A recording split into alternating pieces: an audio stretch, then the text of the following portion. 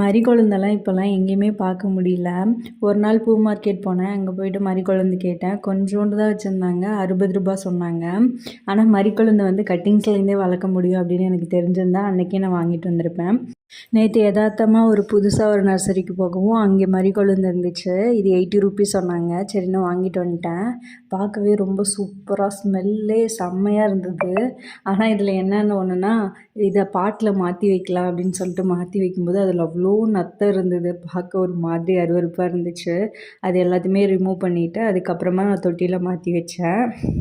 நேற்று தான் ஒருத்தவங்க கேட்டாங்க, நத்தை செடியில் வந்துருச்சுன்னா என்ன பண்ணுறது அப்படின்ட்டு. பார்த்தா இன்றைக்கி என் செடியிலேயே நத்தை இருந்தது. அது நர்சரியிலேருந்தே வந்திருந்தது. மற்றபடி என்கிட்ட இருக்க எந்த செடியிலையுமே நத்தை ப்ராப்ளமே கிடையாது.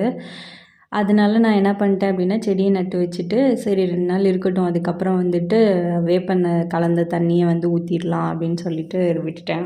இந்த செடியிலேருந்து நிறைய கட்டிங்ஸ் எடுக்கலாம். ஏன்னா இந்த செடி மோஸ்ட்லி 5 மந்த்ஸ்க்குள்ளே தான் இருக்குமா. அதுக்கப்புறம் அந்த செடியோட லைஃப் டைம் முடிஞ்சு போயிடும். அதனால் நம்ம நிறைய கட்டிங்ஸ் எடுத்து வச்சு நிறைய செடி உருவாக்கலாம்.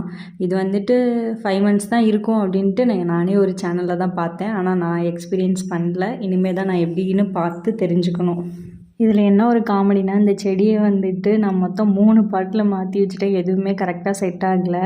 சரின்னு இன்னும் கொஞ்ச நாள் கழிச்சதுக்கப்புறம் வேறு பாட்டில் கண்டிப்பாக மாற்றி வச்சிடணும். ஏன்னா இது பத்தவே இல்லை செடிக்கு.